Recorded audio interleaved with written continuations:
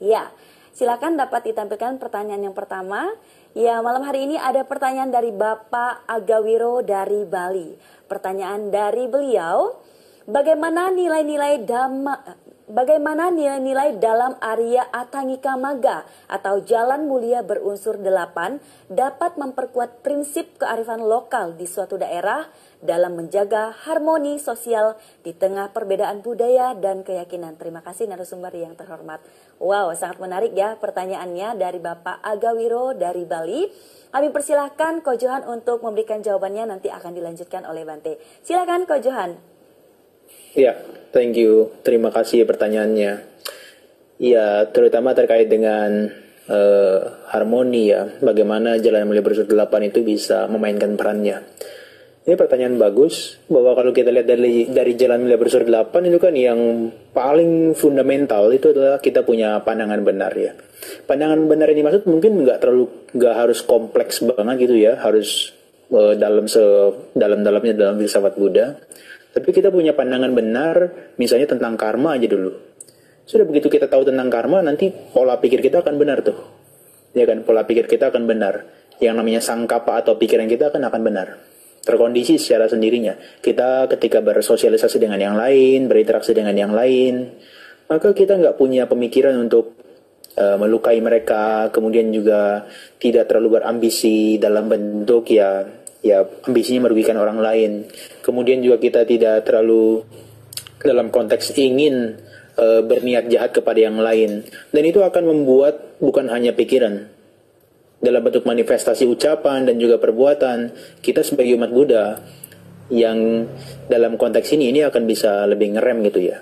Dan bahkan karena memang ini adalah falsafah atau filsafat Buddha yang paling fundamental ya, Jalan Mulia Berunsur 8, dan bisa diterapkan oleh semua orang, saya pikir ini akan menjadi sebuah garda terdepan ya, mulai dari pandangan benar itu untuk bisa membantu kita dengan yang lainnya saling berinteraksi dengan pikiran-pikiran yang baik, dengan ucapan-ucapan yang baik, dengan yang dalam konteks juga perbuatan-perbuatan yang positif, nggak saling merugikan.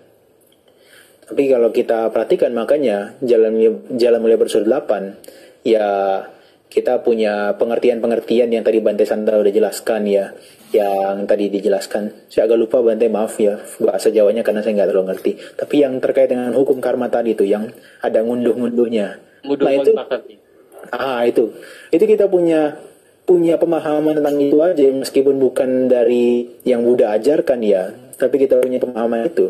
Kita pasti sudah akan bagaimana caranya berpikir benar, kemudian berucap benar, pemikiran benar, bahkan kalau bisa sampai bermata pencarian benar. Ya, itu yang paling basic lah. Kalau kita bisa bersosialisasi dengan yang lain, maka harmoni kita akan terjadi. Ya, untuk level yang lebih atasnya kita punya konsentrasi, latihan konsentrasi gitu ya. Faktor-faktor konsentrasinya itu mungkin kita bicarakan dalam skenario yang lain. Tapi kalau kita berinteraksi dengan sesama, yang paling nampak jelas itu kan sila ya, atau moral kita, ucapan dan juga berkaitan dengan jasmani atau perbuatan kita. Nah itu semua dari mana? Dari pikiran. Pikiran yang baik bisa muncul gimana? Karena adanya pandangan benar. Dan falsafah-falsafah Jawa termasuk yang dalam Arya Atangika Magga itu, Jalan Mulia Berunsur 8, itu menekankan kita punya dulu pandangan benar, setidaknya pada hukum karma. Begitu, terima kasih. Semoga bisa memadai. Silakan Bante dapat memberikan jawabannya, Bante. Iya, jadi apa yang disampaikan oleh Ko Abisarano sudah sangat benar, bahwasanya ya kita harus memiliki pandangan benar. Dan saya hanya menambahkan saja bahwasanya ya tentu kalau kita bicara tentang keharmonisan antara satu dengan lainnya dalam harmoni sosial, praktik Jalan Mulia Berunsur 8 tentu akan membawa keharmonisan. Ya, salah satu pernyataan Sang Buddha dalam khutbahnya, beliau mengatakan begini, salah satunya, Yo atanang rakati parang ragati. Jadi yo atanang rakati parang rakati, yo parang rakati so atanang ragati. Jadi siapapun yang melindungi diri sendiri, dia melindungi orang lain. Dan siapapun yang melindungi orang lain, dia melindungi diri sendiri. Nah, sesungguhnya ketika kita itu katakan melindungi diri kita sendiri dengan praktik Jalan Mulia Berunsur 8, kita pun juga melindungi orang lain. Kalau perbuatan kita benar, ucapan kita benar, mata pencarian kita benar, pandangan kita benar, cara berpikir kita benar, yang semuanya tidak merugikan diri sendiri dan juga orang lain juga akan menjadi, katakan, menjadi aman, menjadi nyaman. Maka kalau jalannya kita benar sesuai dengan jalan Mulia 78, secara alami, secara otomatis kita telah menjaga keharmonisan di lingkungan di mana kita berada. Kita menjaga keharmonisan dalam kehidupan sosial, kehidupan masyarakat. Itu sudah sangat dipastikan. Karena sekali lagi bahwasanya bahwa jalan Mulia 78 itu yaitu berkenaan dengan cara berpikir kita, cara berucap kita, cara berbuat kita. Dan ketika semuanya benar, maka akan menjadi sumber keharmonisan, kedamaian, kebahagiaan di lingkungan sekitar di mana kita tinggal. Jadi akan muncul keharmonisan dalam kehidupan sosial dengan praktek demikian. Ya, ini tambahan saja. Ya, baik. Terima kasih Bante atas tambahannya, luar biasa ya, sudah terjawab pertanyaan dari Bapak Agawiro dari Bali tadi, dan tentunya sahabat Dhamma juga sudah mencatat poin penting yang telah disampaikan oleh dua narasumber. Ya, Bante dan Ko Johan, kita memasuki pertanyaan kedua. Pada malam hari ini ada pertanyaan dari yang bergabung melalui Zoom. Pertanyaan dari Bapak I Gede Oinada. Selamat malam, Namo Buddhaya. Selamat malam, mohon bertanya kepada narasumber, apakah tradisi berpuasa atau berpantang makan ada juga dalam ajaran Buddha, dan apa tujuan berpuasa atau berpantangan tersebut apabila ada dalam agama Buddha? Silakan Bante, mohon berkenan memberikan jawabannya, nanti Ko Johan juga dipersilakan. Silakan Bante. Iya, jadi bahkan kalau kita berbicara tentang makan, ya salah satu yang dipraktikkan oleh kami para biku itu adalah tidak makan setelah tengah hari. Jadi kami para biku itu dan juga para samanera itu makan itu di pagi hari, pokoknya di mana pagi hari ketika ya guratan tangan sudah kelihatan atau dedaunan guratan sudah kelihatan, kita boleh makan sampai nanti sebelum tengah hari. Setelah tengah hari kita tidak makan. Itu mungkin bagian dari puasa yang diajarkan oleh Sang Buddha. Bahkan saya kira di Hindu juga sebenarnya sama. Ada istilah upawasa. Nah, dalam ajaran Buddha juga ada upawasa. Jadi upawasati. Jadi hidup di hari uposata, di mana salah satunya adalah untuk para berumah tangga mempraktikkan seperti para biku. Di hari tersebut, di bulan purnama dan bulan gelap. Dan juga pertengahan bulan purnama, pertengahan bulan gelap, di mana setelah tengah hari, ya, mereka menghindari makanan padat. Minum masih boleh, tetapi minum air putih atau teh atau kopi. Tapi kalau sudah susu tidak diperkenankan. Nah, apa tujuan dari kita melakukan semacam puasa demikian atau fasting demikian? Itu bukan untuk mistik sebenarnya. Bukan untuk pengampunan dosa misalnya, tetapi lebih kepada untuk mengendalikan batin kita. Ya, banyak sekali sebenarnya kotoran batin yang bisa muncul karena makanan. Ya kan, banyak sekali. Ketika kita makan yang enak-enak, kemudian kita menjadi serakah, ingin lagi dan lagi. Ketika kita makan yang tidak sesuai dengan keinginan kita, muncul kebencian, ya menjadi tidak suka. Nah, tetapi kemudian dalam praktik, ya kita boleh mengatakan puasa dalam agama Buddha atau upawasati, atau praktek di hari uposata demikian, kami para bhikkhu all the time, ya all our life as a monk, itu selalu mempraktikkan seperti ini, tidak ada katakan hari tertentu. Nah, itu adalah untuk menjaga batin kita. Nah, jadi, dan sebenarnya juga selain kita itu tidak makan setelah tengah hari, kita pun juga hendaknya harus memunculkan perenungan. Ya, perenungan yang bijak. Jadi kita harus merenungkan bahwa saya makan bukan untuk pemabukan, bukan untuk kesenangan, bukan untuk memperindah, mempercantik diri. Saya makan hanya sekedar untuk survival, untuk survive, untuk bertahan, untuk menghindari sakit. Ya, saya makan untuk membantu kehidupan yang bermoral, kehidupan selibat. Saya akan makan untuk melenyapkan perasaan sakit yang lampau karena lapar, tapi tidak menimbulkan perasaan sakit yang baru karena kekenyangan. Nah, dengan demikian maka makan itu sendiri itu hanya sebagai bentuk kebutuhan untuk survival, untuk survive, tetapi bukan untuk memunculkan kotoran batin yang baru. Seperti supaya ingin menjadi cantik, menjadi tampan, untuk bermabuk-mabukan, untuk bersenang-senang, tidak. Tapi adalah hanya sekedar untuk mempertahankan hidup, membantu kehidupan yang lebih baik, yang lebih bermoral. Dan itu tujuan dari berpuasa dalam konteks agama Buddha. Ya, itu salah satunya yang Yang sebenarnya ada banyak hal lain yang mungkin nanti dari Ko Abisarano bisa menambahkan. Ya, demikian. Baik, terima kasih Bante. Silakan Ko Abisarano Johan memberikan tanggapannya Ko. Ya, dalam bentuk yang Bante sebutkan tadi itu kan puasa terhadap makanan ya. Itu sebetulnya kalau kita lihat kan restraining ya, atau pengendalian. Memang sesekali indera kita tuh perlu di restrain ya, nggak harus dituruti terus menerus.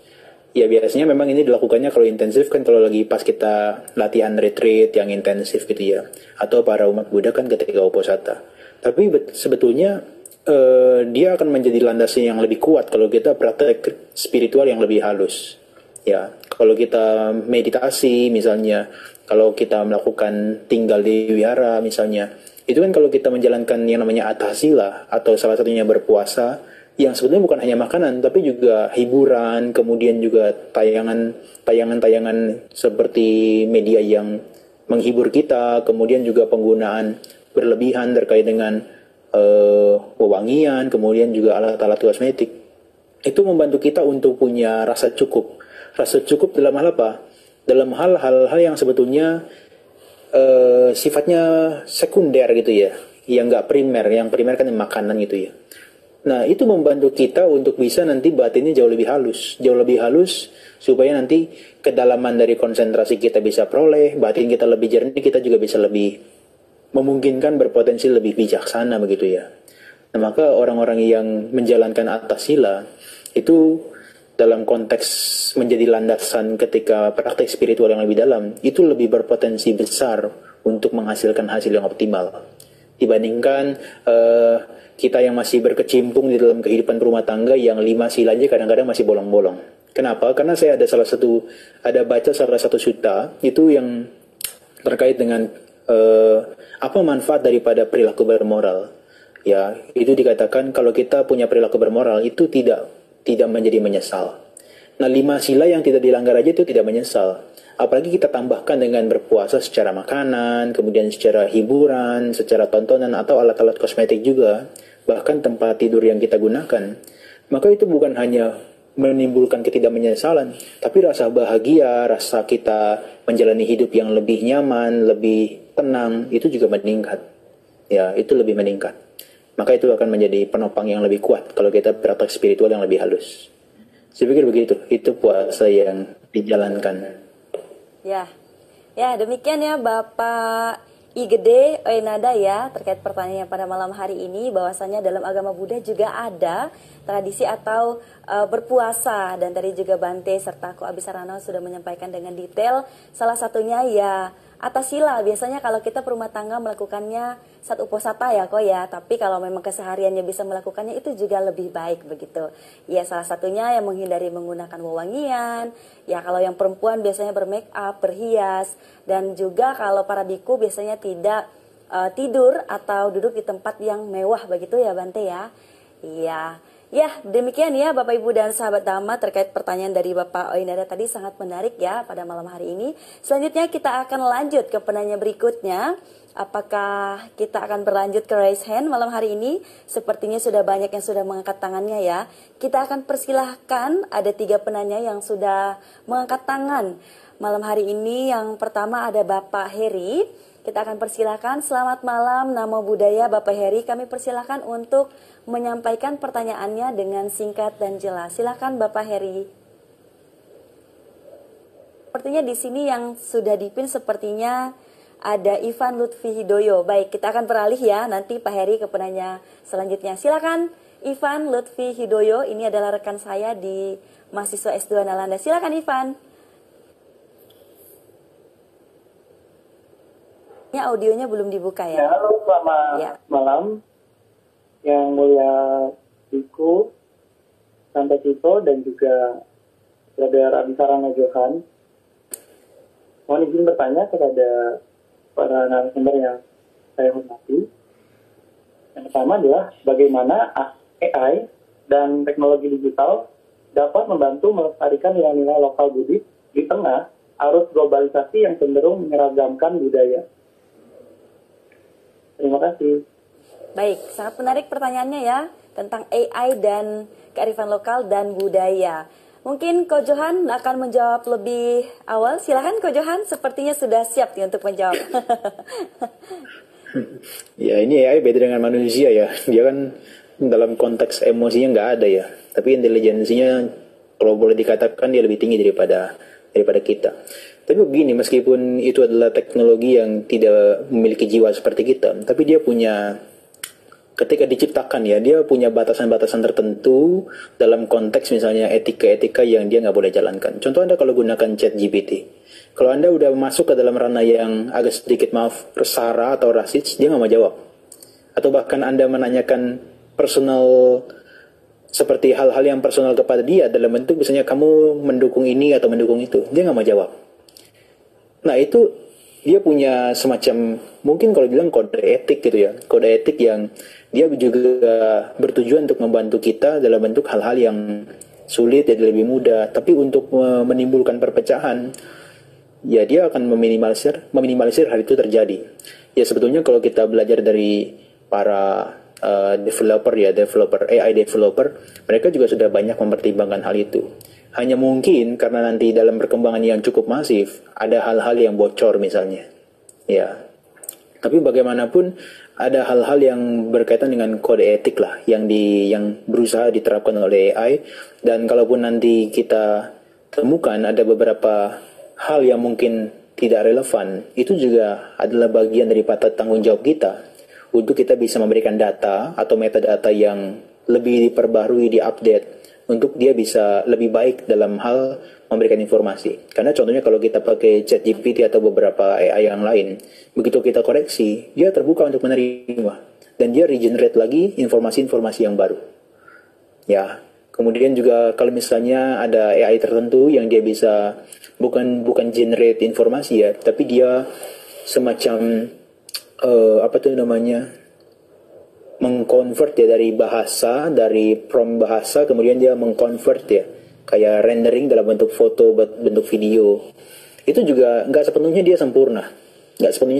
Contohnya kalau dia misalnya, contohnya suara saya kayak gini kan, suara saya dia udah paham tone-nya, kemudian dia paham desibelnya, kemudian dia sudah paham berkaitan dengan naik turun suaranya. Kemudian diedit tuh menjadi kata-kata yang misalnya tidak menyenangkan bagi perpecahan atau bagi keselarasan harmoni kepada yang lainnya. Nah itu kita bisa kenali bahwa ada perbedaan. Belakangan ini kan kita lihat ya, wajahnya ada, kemudian dalam bentuk foto, kemudian dia bisa di rendering dalam bentuk video seperti orang berantem kah atau yang sebagainya. Tapi bagaimanapun karena dia masih dalam tahap perkembangan ya, kita nggak tahu sepintar apa dia nanti, karena dia masih dalam tahap perkembangan. Sekarang ini dia belum sempurna, sehingga kecacatan itu masih bisa kita kenali ya. Dan saya nggak tahu apakah nanti ke depannya kita semakin sulit ya mengenali karena metadatanya dia sudah semakin banyak, kemudian teknologi dia makin berkembang. Tapi untuk saat ini dengan kode etik yang ada, kemudian juga kemampuan kita memberikan klarifikasi, atau juga kemampuan orang merecognize, mengenali ini palsu atau enggaknya, saya pikir itu masih bisa mencegah untuk hal-hal yang merugikan dari harmoni, kemudian dari hal-hal yang menimbulkan perpecahan. Saya pikir itu membantu. Terima kasih. Ya, demikian jawaban dari Ko Johan. Bante mohon berkenan memberikan pencerahannya, Bante. Silakan Bante. Iya. Sebenarnya AI, Artificial Intelligence, itu kan seperti teknologi lainnya yang sebenarnya bersifat netral.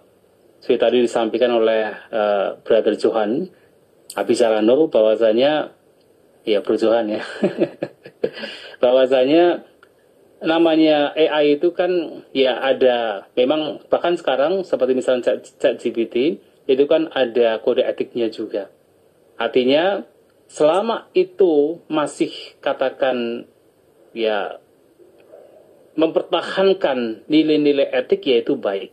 Dan kalau saya berpandangan bahwasanya itu adalah netral. Jadi teknologi itu netral. Tergantung bagaimana kita menggunakannya. Seperti sekarang kita punya HP, kita punya laptop, kita punya aplikasi, berbagai macam aplikasi, kita punya Google dan sebagainya.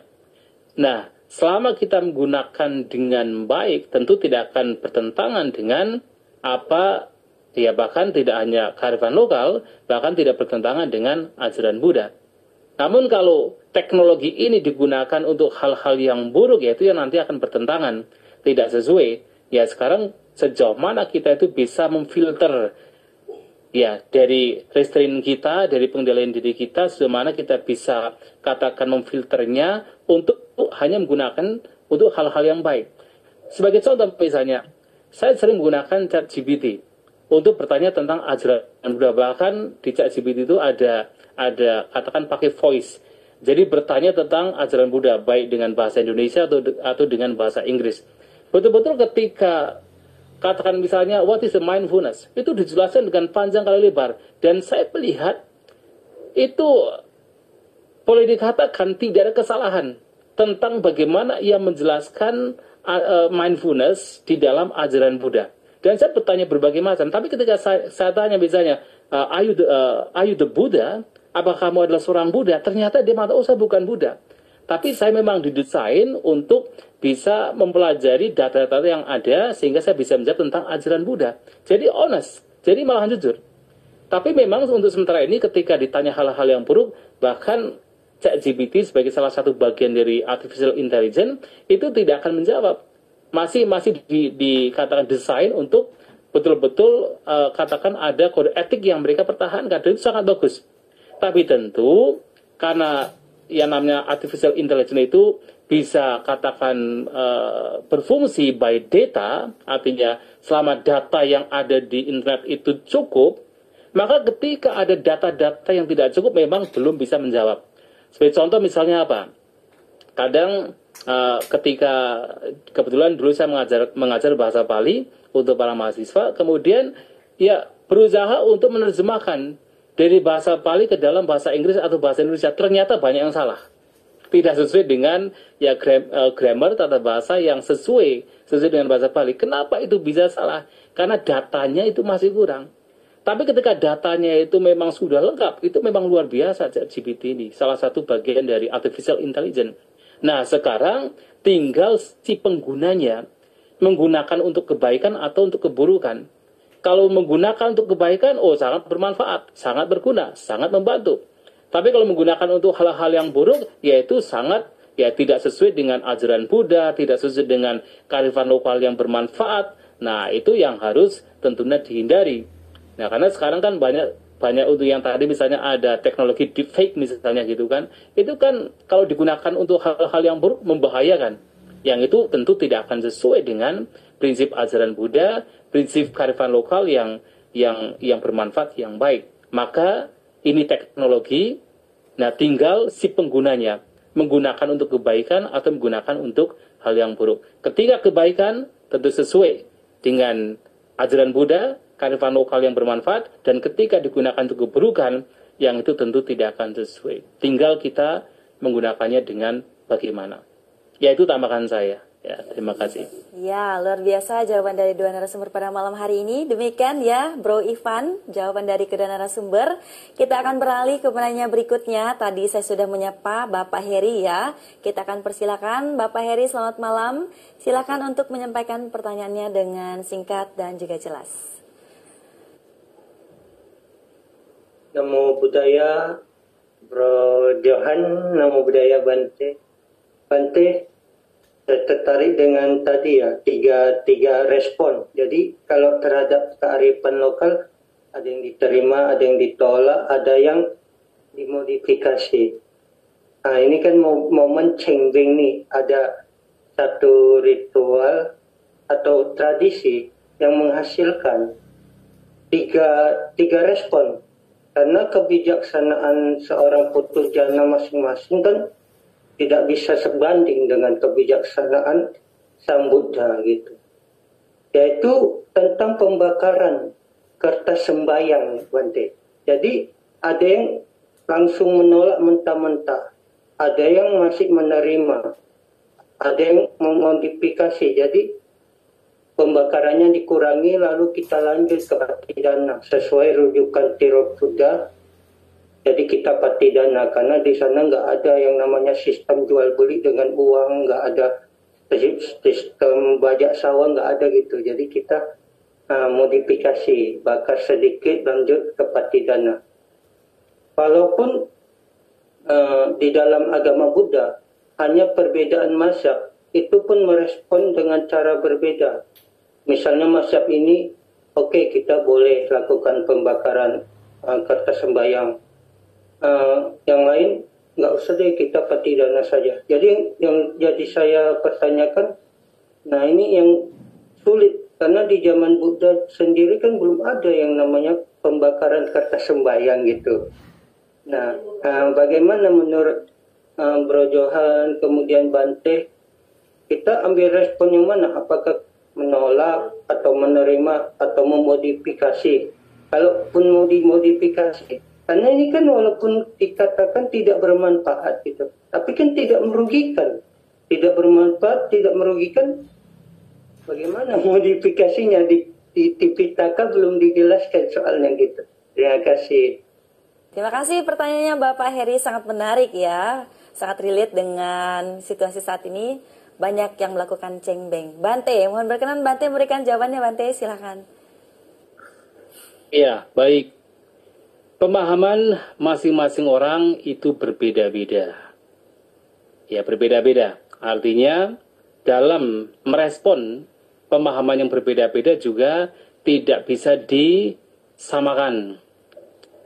Ya, ketika masih ada orang-orang dalam tradisi cemb yang masih membakar seperti rumah-rumahan dan sebagainya, saya pribadi melihat itu tidak masalah.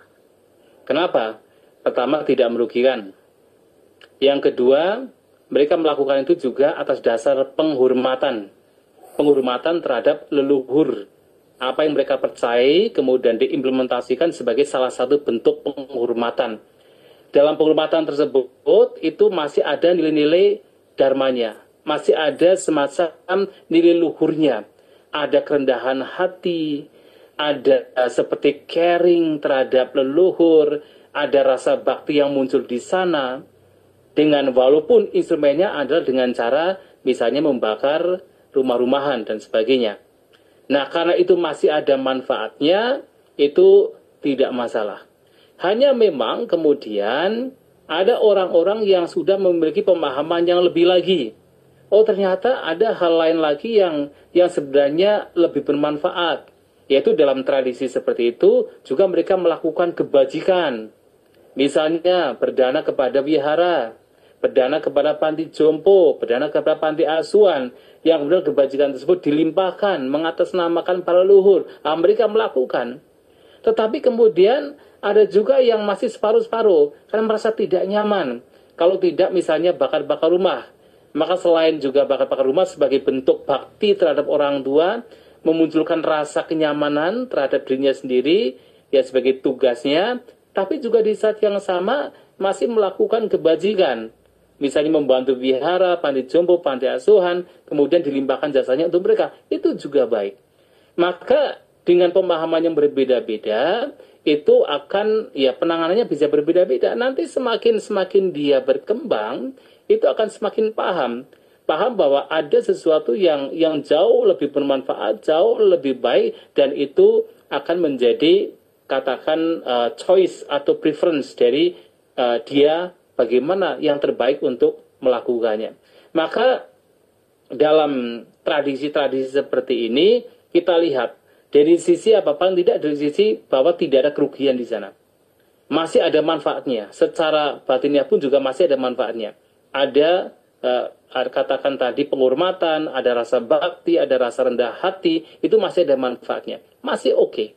Tapi kemudian ketika sudah mulai paham lebih lanjut lagi, oh ternyata dengan kebajikan-kebajikan lain, perdana dan sebagainya, itu jauh lebih oke, yaitu akan lebih baik lagi.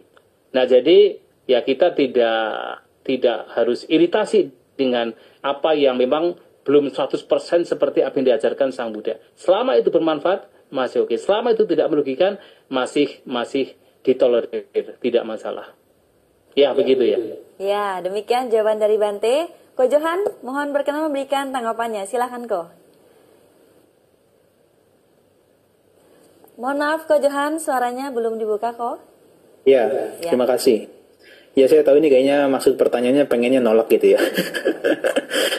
By the way, saya juga sebetulnya keluarga saya kan Chinese ya, ada Chinese-nya. Ya tetap masih melakukan. Ya sekalipun saya udah belajar bahwa hal itu sebetulnya ya ada manfaat mungkin tapi kecil gitu ya. Tapi saya juga nggak langsung ngomong ke mereka jangan melakukan itu. Nggak bisa, karena tadi Bante bilang kebijaksanaannya beda-beda. Tapi saya tahu ini adalah pengen responnya gitu ya. Tadi katanya ada yang diterima, ada yang ditolak, bahkan ada yang dimodifikasi. Kayaknya yang menjorok lebih banyak kayaknya yang ditolak atau dimodifikasi gitu kan.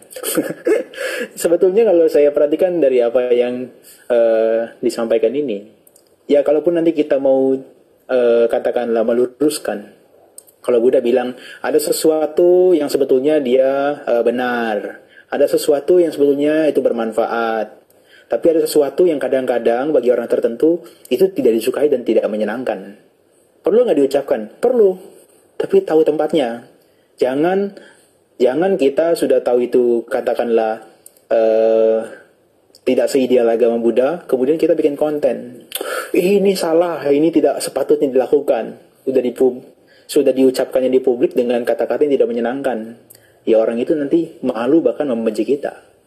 Ya kalau perlu kita beri satu ruang, satu penjelasan. Kemudian kalaupun nanti dia butuh penjelasan lebih lanjut, kita jelaskan lebih lanjut. Jadi meskipun nanti kita seandainya kalau secara ideal pun kita menolak, ketika menyampaikannya itu yang paling penting. Tahu tempatnya dan juga tahu waktunya. Bahkan kalaupun nanti orang tertentu, seandainya itu dia tahu hal itu bermanfaat kalau dia dengar, itu benar dia dengar, kemudian juga sebetulnya itu menyenangkan karena dia belum tahu sebelumnya. Itu juga diucapkannya juga harus tahu waktu. Jangan di depan orang banyak yang katakanlah kerabat-kerabatnya yang tidak punya pengertian yang sama kita ucapkan. Karena bagaimanapun dengan pemahaman-pemahaman yang berbeda, tidak sepenuhnya yang benar dan bermanfaat mau didengar. Ya, tapi ada potensi 50% lebih bisa didengar kalau kita menyampaikannya tahu waktu dan tahu tempatnya. Seperti itu. Terima kasih. Ya. Baik, luar biasa jawaban dari dua narasumber. Mungkin kalau saya sedikit berbagi ya Bante dan Ko Johan ya tentang tadi yang Pak Heri sampaikan. Kalau di tradisi masyarakat Tionghoa biasanya rumah-rumahan dalam bentuk kertas dibakar. Nah kalau di daerah saya khususnya di suku Dayak Kalimantan Barat, kami modifikasi dengan bentuk rumah-rumahan yang dibuat dari kayu atau dedaunan begitu Ko Johan dan Bante. Jadi tidak dibakar tetapi nanti biasanya ditebang begitu. Nah, mungkin orang-orang yang menolak ada juga yang berpandangan bahwa bisa menimbulkan asap dan lain segala macam. Kita kurang tahu ya alasannya. Tapi kalau di tradisi kami biasanya seperti itu. Jadi mungkin tidak ada asap ataupun sampah. Kalaupun ada sampah bisa terurai begitu. Mungkin itu sedikit modifikasi ya dari budaya kami di Kalimantan Barat begitu. Ya mudah-mudahan bisa memotivasi juga ya untuk rekan-rekan semuanya ya. Ya, Bante dan Ko Johan, malam hari ini kita akan terus lanjut pada sesi pertanyaan berikutnya. Malam hari ini ada pertanyaan dari Bapak Steve. Pertanyaan beliau sangat panjang ya. Saya akan sampaikan pertanyaan dari beliau. Izin nanya ya, apakah ada resiko tentang meditasi yang makin populer ini sehingga meditasi menjadi kehilangan semangat aslinya dan menjadi kegiatan biasa? Data menunjukkan bahwa jumlah umat Buddha di Indonesia semakin berkurang. Meskipun kegiatan Buddhis seperti meditasi, retret, dan podcast semakin populer. Apakah ada perbedaan antara minat masyarakat terhadap kegiatan Buddhis seperti meditasi dengan komitmen mereka untuk menjadi umat Buddha yang sebenarnya? Jika iya, mengapa hal ini terjadi ya Pak? Dan Bante, apakah ada contoh di mana ajaran Buddha berhasil mempengaruhi komunitas lokal untuk mengubah tradisi mereka yang awalnya berlawanan dengan ajaran Buddha sehingga menjadi lebih selaras dengan prinsip-prinsip Buddha? Apakah ada situasi ini di mana pengorbanan makhluk hidup bisa dibenarkan dalam situasi tradisi tertentu menurut pandangan Buddha? Wow, luar biasa ya, pertanyaannya sangat banyak juga ya. Mungkin nanti bisa dijawab dengan waktu yang singkat juga oleh dua narasumber kita malam hari ini. Silakan Bante memberikan tanggapan terlebih dahulu, Bante. Ya. Ya baik Pak Steve. Dan terima kasih atas kesempatannya. bisa mengisi di Nalanda Foundation. Ya, kalau saya perhatikan justru untuk meditasi, kalau kita lihat dari persentase umat Buddha dengan mereka yang bermeditasi, kok rasanya peminatnya juga masih sedikit. Mungkin Bro Johan juga bisa melihat ya, walaupun sekarang meditasi sudah semakin populer dikatakan kalangan umat Buddha, tetapi peminatnya sesungguhnya kalau dibandingkan dengan katakan masyarakat Buddhisnya sendiri, itu sebenarnya masih sangat sedikit peminatnya. Ya, sebagai contoh misalnya beginilah, misalnya dalam sebuah wihara ketika hari Minggu itu bisa ribuan orang yang datang, ribuan orang umat datang untuk ikut kebaktian. Tetapi begitu ada program meditasi misalnya, setiap hari Rabu itu ada program meditasi, padahal malam hari yang datang paling 30 orang, 40 orang. Artinya peminat meditasi itu sebenarnya untuk umat Buddha kalau kita bandingkan presentasinya itu masih sangat kurang sebenarnya. Masih lebih berminat terhadap hal-hal lain seperti puja bakti, kemudian katina dan sebagainya, termasuk yang memang sangat bersinggungan dengan tradisi lokalnya, memang itu masih sangat diminati. Contohnya adalah cengbeng yang kemudian menjadi patidana, itu malah diminati. Tapi kalau meditasi masih kurang diminati. Ya karena memang ya bahkan di umat Buddha sendiri kan pemahamannya masih ya katakan masih kurang sebenarnya. Walaupun sekarang pun tidak bisa kita pungkiri bahwa umat Buddha sekarang di Indonesia juga pemahaman agamanya juga sudah jauh lebih baik ketimbang pada zaman dulu.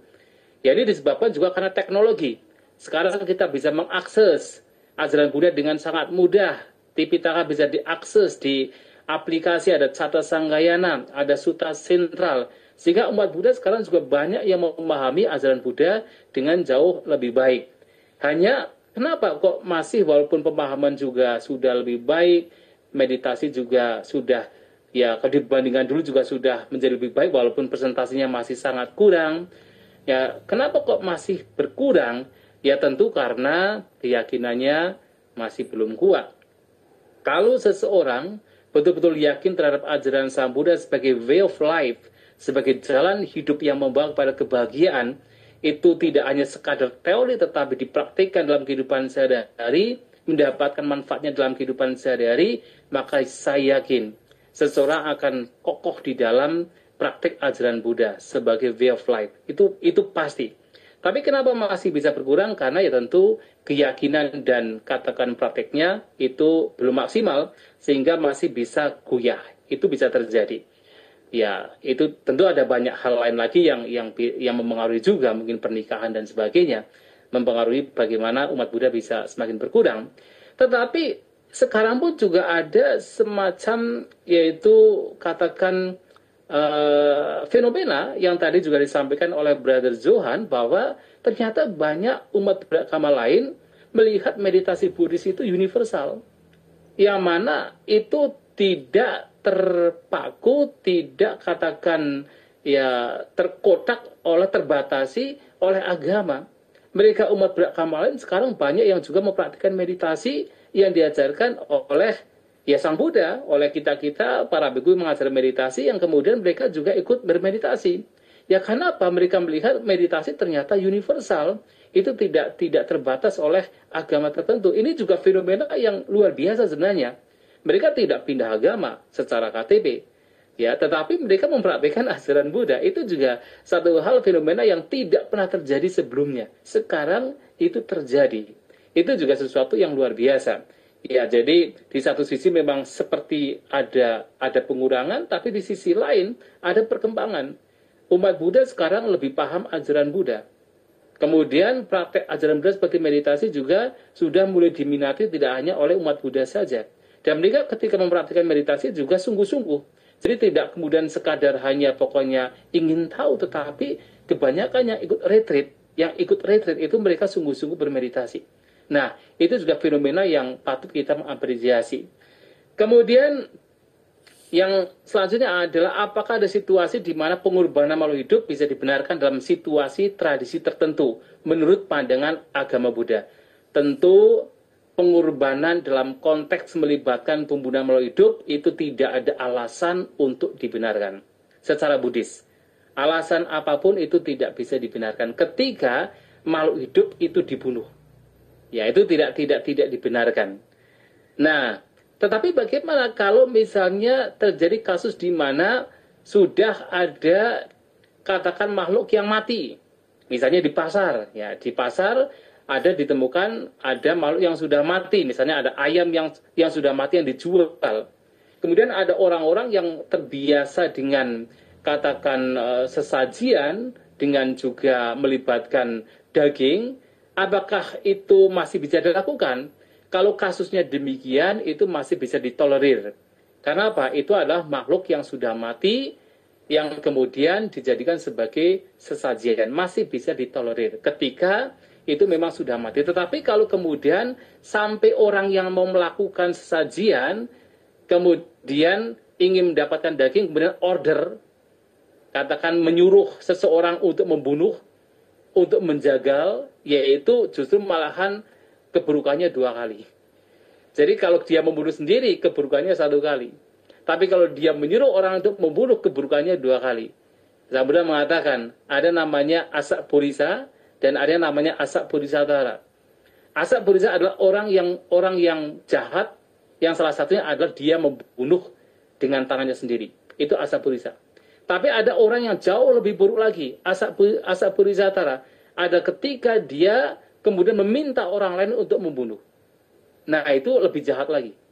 Maka kalau kasusnya adalah hanya sekedar sudah ada daging di pasar, seseorang tidak menyuruh untuk membunuh, kemudian itu dimasak, kemudian dijadikan sesajian, itu masih bisa ditolerir.